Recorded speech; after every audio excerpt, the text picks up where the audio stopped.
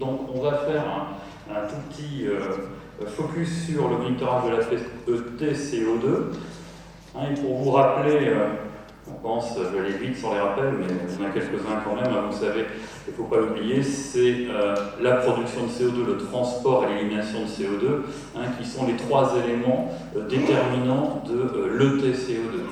Quand deux des trois compartiments, des trois déterminants sont stables, c'est le troisième qui varie quand la PETCO2 varie. Physiologiquement, c'est la partie à droite. Vous savez qu'il y a ce fameux gradient qui est faible, de l'ordre de 2 à 5 mm de mercure. Je vous en rappelle la raison, elle est mixte. C'est d'une part l'effet Shunt. Vous aimez toujours bien quand on interroge que fait l'effet Shunt, c'est quoi? Donc l'effet Shunt, c'est du sang qui passe, du sang veineux. Ce truc ne marche pas. Donc il faut que je fasse marcher l'autre truc. C'est à gauche. Attendez, on va faire 5 secondes ou 10. Il faut que je puisse récupérer ça, c'est ça. Je suis pas bon. Merci, il a fait pour moi. Donc c'est ici. Il y a du sang veineux mêlé, donc qui est riche en CO2, qui ne va pas rencontrer d'alvéole, donc forcément il va venir enrichir en CO2 ici, l'effet Shunt. Et puis vous avez à droite la possibilité. Ah oui, par contre, il faut que j'appuie c'est un truc vachement synthèse intelligent, je suis mal barré. C'est l'effet spasmore. Là, cette fois-ci, c'est des alvéoles qui n'ont pas vu de sang veineux mêlé, ou peu, et donc forcément, elles vont sortir avec peu de CO2. Donc vous avez un déterminant qui fait éventuellement augmenter, et ça c'est physiologique, dès que le patient est en ventilation contrôlée, on a un peu d'effet Shunt, un peu d'effet spasmore, et donc on a un gradient. Ce gradient, physiologiquement, il est donc faible, et il devrait être constant dès lors que les rapports ventilation-perfusion ne changent pas. Et si c'était le cas, l'interprétation de la PETCO2 serait hyper simple, et on pourrait s'arrêter dans 1 minute, puisqu'on pourrait dire que quand elle augmente, c'est la PaCO2 qui augmente, et donc il y a deux façons d'augmenter la PaCO2, c'est soit l'élimination diminue, soit la production augmente. C'est exactement l'inverse dans l'autre sens. Si la PETCO2 baisse, c'est que la PaCO2 baisse, etc., etc., vous savez. Et donc, malheureusement, ou en fait, heureusement, ça n'est pas le cas. Et le seul truc amusant, en fait, dans l'interprétation de la PETCO2, c'est l'évolution du gradient. Et c'est de ça dont je voudrais parler pendant quelques minutes. On passe quand même par un rappel, même si je pense que c'est quand même utile de le rappeler. Pour interpréter le gradient et les valeurs, il faut qu'on ait un plateau. Vous savez qu'on a parlé ce matin du BPCO, le patient qui a n'importe quelle résistance augmentée, il n'a plus de plateau. Quand il n'a plus de plateau, vous ne pouvez plus interpréter la PETCO2, vous pouvez juste supposer que le gradient est augmenté. Puisque qui dit pas de plateau, dit flux expiratoire ralenti, dit c'est pas du télé-expiratoire, ça vient pas des alvéoles en tout cas. Et la façon simple, vous savez bien, un critère de qualité, de jugement, si on peut dire, ou de vérification, c'est justement de regarder, puisqu'on n'a pas toujours sur les respirateurs au bloc le moyen de vérifier ou de quantifier la PEP intrinsèque, le trapping, etc., comme on l'appelle comme on veut. Donc il faut vérifier si le flux expiratoire est à peu près fini, et bien a priori on a des gaz qui viennent effectivement du plus loin, c'est-à-dire des alvéoles, et donc on peut considérer que c'est une vraie ETCO2.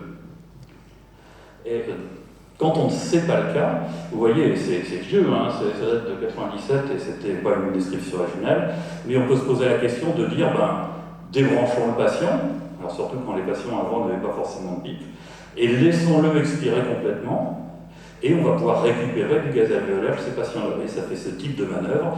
Là, c'est ce qu'on a en ventilation contrôlée, on le débranche et on voit qu'on gagne quasiment 10 mm de mercure de CO2. Est-ce que ce petit truc est applicable et utile? Pas trop, en fait, parce que, certes, là, on a un gradient, on sait qu'il est important. Là, on a un gradient, on sait qu'il est faible, mais la variabilité, en fait, des gradients dans une population, elle reste la même. Donc, là, vous pouvez vous dire, je vais avoir 10 plus ou moins quelque chose. Là, je vais avoir 1 ou 2 plus ou moins quelque chose, mais le plus ou moins quelque chose va rester. Et vous ne serez pas réellement avancé. Donc, c'est pas un apport considérable que cette manœuvre.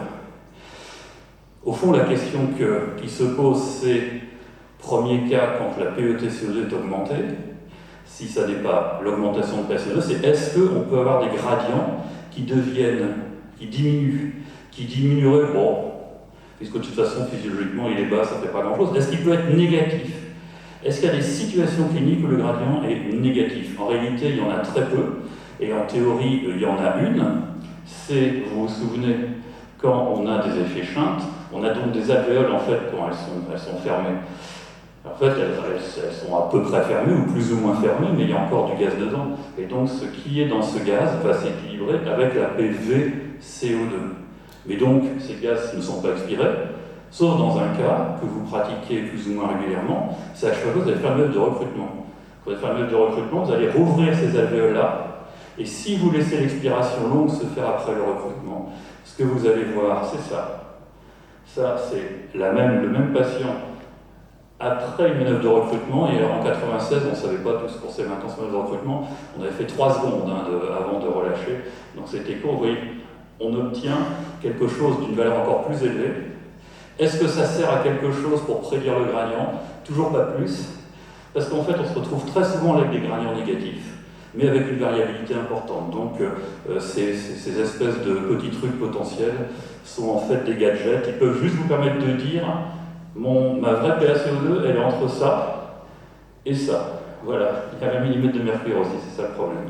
Donc on n'est pas très aidé. En réalité, sauf dans ces situations particulières où on a modifié la façon de ventiler le patient, il n'y a pratiquement jamais de gradient négatif.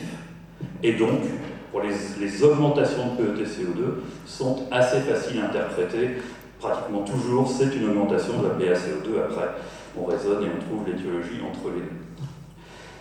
Vous savez que c'est différent quand il s'agit d'une diminution de la PET-CO2, puisque là, l'augmentation du gradient, c'est quelque chose de très fréquent, que vous voyez tous les jours, et là, cette fois-ci, tout est fait espace mort, et ça c'est fréquent, puisque dès lors que le rapport ventilation-perfusion va augmenter, c'est-à-dire en pratique la perfusion diminuer, on va avoir une augmentation du gradient, c'est cette partie-là, sur la physiopathologie. Alors, il y a la diminution de flux sanguin classique, le diagnostic classique quand c'est brutal de l'embolie gazeuse, bien sûr c'est ça, mais en dehors de phénomènes obstructifs aigus, et vous le savez à nouveau, c'est le débit cardiaque, c'est les variations de débit cardiaque. Et là, on a peut-être des informations plus importantes qu'on pourrait le penser au quotidien. Et juste vous rappeler, bien sûr, tout ça est ancien, puisque vous voyez, 94, qui était montré, par exemple, dans ce travail, qui est un travail chez le patient, qui avait des enregistrements de PET-CO2, de VCO2 et de pression artérielle, etc., et de débit cardiaque. Il y avait une assez bonne corrélation entre les variations de débit cardiaque et les variations de PET-CO2. Et ceci a été mis à profit au cours de l'épreuve de levée de jambe passif. Tout à l'heure, la question a été posée, si on n'a pas de mesure du CO2, du débit cardiaque, est-ce qu'on aurait des choses qu'on pourrait faire en non-invasif? Alors, c'est pas du tout parfait, mais ça a l'avantage d'être parfaitement disponible et non-invasif. Et il y a 4 ou 5 études au cours des 10 dernières années qui ont montré ce type de choses, une relation assez bonne entre les variations de débit cardiaque suite, là, ici, à une épreuve de levée de jambe passif, et là, vous avez la variation de PET-CO2.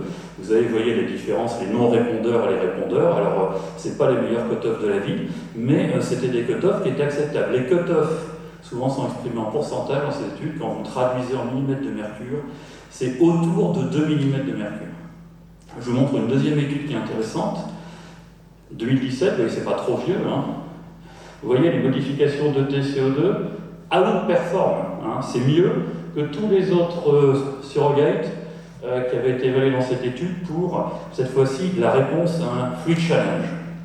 Vous avez les courbes ROC, le TCO2 est ici, et là, vous voyez, vous avez un certain nombre de la pression pulsée qui était évoquée tout à l'heure, les variations de PPV, etc. C'est le TCO2 qui, finalement, avait la meilleure valeur discriminante, et elle a l'intérêt de ne pas être perturbée, par exemple, par les arythmies cardiaques, par les extrasystoles, contrairement à d'autres indicateurs. Alors, vous voyez ici, je vous ai dit, le fameux seuil, là, il était à 1 mm de mercure, au-dessus de 1, c'est 2. Vous voyez que c'est pas parfait du tout, hein. Il y a des valeurs qui font des faux positifs et des faux négatifs de chaque côté. Néanmoins, si on n'a pas le débit cardiaque, peut-être qu'on peut regarder un peu ça. Est-ce que dans la vie de tous les jours, ça peut nous aider? Moi, je crois que oui. Je vous montre un exemple ici. Je ne sais sais pas si vous voyez, c'est jeudi soir de la semaine dernière, j'étais au bloc Neurochir, ça m'arrive encore de temps en temps. Et donc, craniectomie décompressive, quand il y a une thrombectomie qui a raté l'après-midi, on sait qu'on aura une craniectomie décompressive le soir, c'est un truc amusant, mais moyennement, mais bon. Vous avez ici une phase où, vous voyez, fréquence cardiaque, pression artérielle, PET, CO2 sont relativement stables. Le volume courant est parfaitement réglé et stable, il ne va pas changer. Le volume courant ne bouge pas, le niveau d'anesthésie, de profondeur d'anesthésie, la température, etc. ne bouge pas. Je considère a priori que des variations rapides, et ça c'est important, des variations rapides de TCO2, c'est de l'hémodynamique. Vous voyez ici la pression monter un peu, parce qu'en fait il y avait, là vous ne voyez pas, de la noradrénaline, 16 gamma classique qui avait été mise, qui est arrêtée parce qu'elle était futile. Et vous voyez ici une augmentation de la fréquence cardiaque, petite alerte. Mais est-ce que c'est pas longtemps après l'incision, le patient a mal, la tension artérielle a tendance à baisser un peu. Qu'est-ce qui se passe? C'est marqué là ce qui se passe. Il n'y a pas besoin de plus contour, ou de je sais pas quoi pour voir ce que fait le débit cardiaque. Voilà ce qui fait le débit cardiaque. On est ici à 32 mm de mercure, on est à 28. J'ai grossi l'échelle pour que ça se voit plus. On a perdu 4 points. 4 mm de mercure de TCO2, le débit cardiaque il a pris 20 ou 25%, c'est certain, ou quasiment certain. En tout cas, c'est ce que j'ai considéré, c'est d'autant plus facile que du côté du champ opératoire, ça saignait, et que le remplissage, vous voyez, a permis d'atténuer la tachycardie, stabiliser la pression artérielle et remonter sans revenir complètement à la phase initiale, la PETCO2. En tout cas, voilà une façon pour moi, un moment où le fait de rajouter le TCO2 dans son interprétation hémodynamique, c'est-à-dire il y avait un effet spasmore qui est apparu là, facilite l'interprétation et la conduite à tenir et le diagnostic. Alors par curiosité, on s'est amusé à regarder quelles étaient les valeurs de PET-CO2 chez nos patients quand ils faisaient une hypotension après l'induction anesthésique. Les induits font une hypotension, alors ils sont intubés, ils sont ventilés, alors depuis pas très longtemps, mais on considérait que la ventilation est à peu près stable en train de le devenir. Vous voyez qu'ici on a sélectionné 550 patients qui ont une PAM inférieure à 55, donc une hypotension significative, qu'on traite habituellement. Et vous voyez finalement que beaucoup de patients ont une PET-CO2 basse, mais pas effondrée. Ce qui va bien avec le fait de dire que l'hypotension post-induction, même assez sévère, elle a un débit cardiaque, on ne va pas dire qu'il est conservé, elle est peut-être conservé pour celle-là. Alors c'est du semi-quantitatif, parce qu'on ne sait pas quelle est la PaCO2, on ne sait pas quelle aura été 5 minutes avant. Ce qui est intéressant, c'est de voir quand même qu'il y a, quelques patients, vous voyez une dizaine là, qui ont des PET-CO2 très basses. Et ceux-là, très probablement, ont une diminution sévère du débit cardiaque. Et quand on a regardé ces 10 patients, il y avait 2 c'était un choc anaphylactique. Du coup, on s'est dit, on va reprendre tous les chocs anaphylactiques et on va voir quelle est la PET-CO2 pendant le choc anaphylactique. Et on a comparé au PET-CO2 des patients qui font une hypotension sans choc anaphylactique. Vous voyez, quand on compare les hypotensions, c'est des niveaux, c'est 50, 40, vous voyez, ils ont des hypotensions à peu près similaires, même si les chocs anaphylactiques sont encore plus bas. Par contre, il y a une énorme différence dans les valeurs de PET-CO2. Il y a un recouvrement, même si la courbe ROC est pas mal. Ça veut dire qu'on peut faire un choc anaphylactique avec une PET-CO2 non effondrée, et on peut faire une hypotension non anaphylactique avec une PET-CO2 basse. Néanmoins, en dessous de 25 et en dessous de 20, à l'induction, il faut vraiment suspecter un choc anaphylactique. Alors évidemment, vous aurez la tachycardie, les autres signes pour vous aider. Et de toute façon, il faut considérer qu'il y a une situation très sévère, menaçant immédiatement la vie du patient, parce que des PET-CO2 inférieurs à 20, inférieurs à 15, vous savez, c'est des quasi-arrêts circulatoires. Bon, juste, c'est presque accepté pour publication dans l'anesthésiologie. Donc, ça veut dire qu'a priori, on n'est pas les seuls à le croire. Alors, un exemple d'un patient qui induit, vous ne voyez pas tout, mais ce que vous voyez ici à peu près, c'est la naissance à la pression artérielle. Vous voyez que la pression ici baisse un peu, de toute façon isolée. Vous voyez que dès que le patient est ventilé, on a une ventilation parfaitement stable. Le TCO2 baisse un peu, et puis vous voyez, ou plutôt, je vais vous la faire comme ça s'est passé. La tension artérielle est basse, mais pas catastrophique. Le patient reçoit un petit peu d'éphédrine, il fait une petite tachycardie. et puis ça se stabilise. Ça se stabilise, et bon, bah, la pression artérielle, comme ça, de temps en temps, elle ne se prend pas, hein, mais bon, ça revient, et puis on attend 2 minutes, et puis on sait tout ça bien, parce qu'on dit bien, OK, prêt pour le chirurgien. En fait, au moment où on dit OK, prêt pour le chirurgien, si on regarde la PET-CO2, on voit que le patient est en train de mourir. Donc, il faut vraiment regarder la PET-CO2, et en fait, le patient là faisait bien un choc anaphylactique, et vous voyez qu'il a reçu de l'adrénaline en temps et en heure, et les choses se sont arrangées, et d'ailleurs la PET-CO2 s'est quasi normalisée. Donc c'est vraiment quelque chose qu'il faut regarder. Il y a d'ailleurs, je l'ai évoqué, une autre étude pratique dont je suis sûr que la plupart de vous connaissez, mais je pense qu'il faut que tout le monde prenne ce réflexe-là. C'est cette période où la pression artérielle, c'est de l'oscillométrie, hein, comme 95% des patients qu'on endort, l'appareil ne prend plus la tension. Alors c'est ce qu'on fait dans ces cas-là, hein. Bon, c'est éventuellement on regarde le pouls, on appuie sur le bouton, et puis on attend de voir ce qui se passe. En plus, c'est une période où on est en train de finir, on met une deuxième voie veineuse, on va peut-être retourner au moment de patient. On est occupé à faire plein d'autres choses. En fait, la première chose qu'il faut faire là, c'est regarder la PET-CO2. Parce que ça, si la PET-CO2 elle est à 32, bon, ok, une hypotension c'est possible, mais rien de grave. Par contre, s'il y a une PET-CO2 qui est très basse, là, il ne faut pas attendre 5 minutes ou 10 minutes que l'appareil ne trouve plus ou ne trouve pas la tension. Donc, en appareil de tension, cherche la tension, vous regardez la PET-CO2 et ça fera du bien à tout le monde.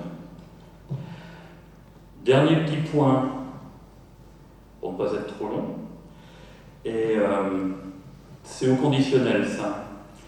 Il y a une étude parue récemment qui a fait une association entre la valeur de la PET-CO2 péropératoire et les complications et la mortalité post-opératoire. L'hypothèse, c'est que, et vous le savez, l'hypocapnie, ça vasoconstricte et ça diminue la perfusion périphérique. L'hypercapnie, ça vasodilate et ça augmente la perfusion périphérique. Et donc, on essaie de tester cette hypothèse sur notre fameuse base de 120 000 patients sous-âgés, ventilation contrôlée. On a pris la moyenne de la PET-CO2 pour chaque patient. Et donc, vous voyez, ça donne cette espèce d'histogramme-là. Hein, vous n'êtes pas surpris, hein, la majorité des patients, ils sont autour de 35 mm de mercure, mais ça fait une belle courbe de Gauss comme ça. Et on a lié la mortalité avec ça, en 4 quartiles. Donc, il y a 20 000 patients, il y a 30 000 patients par quartile. Vous voyez la mortalité, 1%. 0,7%, 0,6%, 0,5%. Cette relation entre le TCO2 et la mortalité, elle est indépendante de tous les autres facteurs pronostiques connus de mortalité post-op, y compris l'hypotension. Donc ça, je vous dis, c'est au conditionnel. C'est qu'une association de l'ensemble des analyses n'est pas finie, mais peut-être que, et plusieurs auteurs ou travaux l'ont déjà suggéré, peut-être qu'on devrait prendre l'habitude de viser des PaCO2, je ne sais pas quelles sont les études de chacun, autour de 40, plutôt que la petite tendance à être un peu en hyperventilation, comme on le fait d'habitude. Peut-être que ce n'est pas tout à fait anodin pour une partie de nos patients. Donc, et voilà, j'arrive à la conclusion, on n'interprète jamais la PET-CO2 sans penser au gradient. Quand le patient fait une hypotension, on regarde la PET-CO2. Si on suspecte un choc anaphylactique, on regarde la PET-CO2. Si l'appareil ne prend pas la tension, on regarde la PET-CO2. Si ça saigne, on regarde la PET-CO2.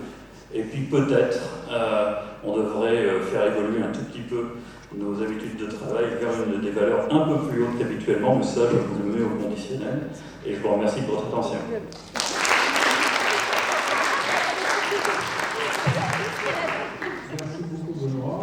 Il y a des questions dans la salle.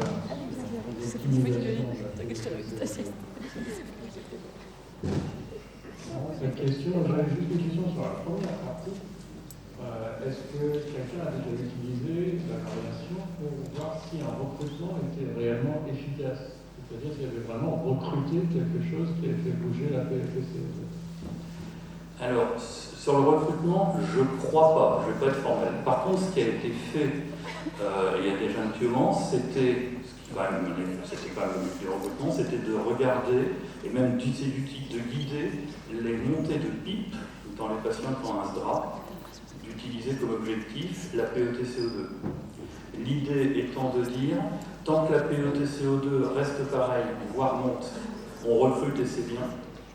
Et si elle se met à baisser, c'est que là on est en train, on a mis trop de pipe, et donc on est en train de diminuer le retour venu, on commence à faire de l'espace mort, et donc là c'est pas bon. Ça, c'est hémodynamique, et regarder si on avait effectivement rouvert quelque chose avec la réponse. Voilà, mais c'est les seules choses que j'ai vues, même si j'ai pas fait une recherche peut-être complète sur cette question-là. Je l'ai prise surtout au bloc opératoire, enfin option bloc opératoire, cette d'utilisation et de données. Et autre question, au bloc opératoire, j'y suis moins souvent que vous tous, et quand j'y vais, moi je suis surtout frappé de la fréquence respiratoire qui est basse pour quelqu'un qui a l'habitude de régler des respires de réa. Et du coup, tu as l'air de dire qu'on a tendance à surventiler, à hyperventiler, à baisser la PET-CO2 en surventilant. Moi, j'ai pas cette sensation-là au bloc opératoire. Enfin, quand je mets les pieds au bloc opératoire, au contraire, moi, je suis toujours pour monter un peu la fréquence. Les patients en bloc opératoire, c'est quand ils sont en anesthésie générale profonde, ils produisent très peu de CO2. Et encore pour que ça soit une dynamique de 55 kg, on a beau faire les volumes courants adaptés, etc. En fait, on élimine plutôt plus. En fait, la question que je pourrais poser pour te dire ça, c'est est-ce que une fois que tu as réglé ta fréquence, ton volume courant de base, que tu considères que tu as une stabilité hémodynamique et que donc à peu près ta PO2 reflète la tes CO2 reflète la PaCO2 avec un gradient que tu vas imaginer entre 2 et 6, quelle est la valeur de PET-CO2 que tu vises entre guillemets ou qui te paraît correcte? Et souvent, on est encore plutôt en dessous de 35 qu'au-dessus de 35.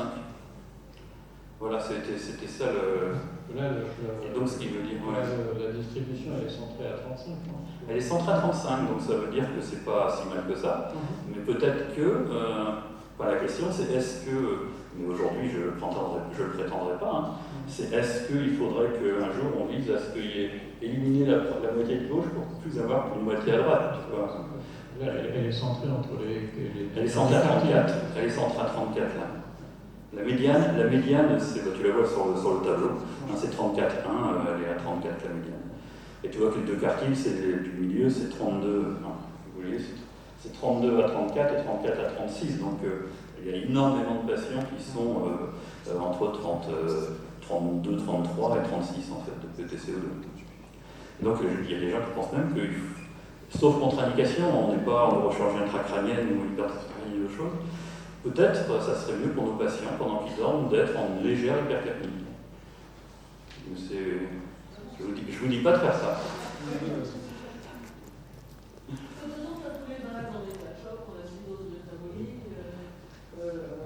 Les malades très hypovolémiques, les traumas, ils ont plutôt 15 secondes de gradient, donc effectivement, on va les ventiler avec une note de CO2. Absolument, mais c'est pour ça que je disais que la relation, on l'a mise dans une analyse multivariée, et la publication de Princeps qui nous inspirait aussi. Et donc, on retrouve la relation indépendamment de la valeur de pression artérielle moyenne, ce qui n'exclue pas absolument ce type de biais. En fait, l'analyse complémentaire qu'on doit faire, qu'on n'a pas encore entendu faire, c'est qu'on va vérifier pour chacun des gradients quels étaient justement les paramètres de ventilation. C'est-à-dire, est-ce qu'ils sont plus ventilés, auquel cas, effectivement, c'est le réglage qui est en jeu, ou est-ce qu'ils ne sont pas plus hyperventilés, et dans ces cas-là, c'est le gradient qui est en jeu. Vous avez ajusté sur la présence de monde d'arrêt ? Non, sur la pression artérielle simplement, pour l'hémodynamique.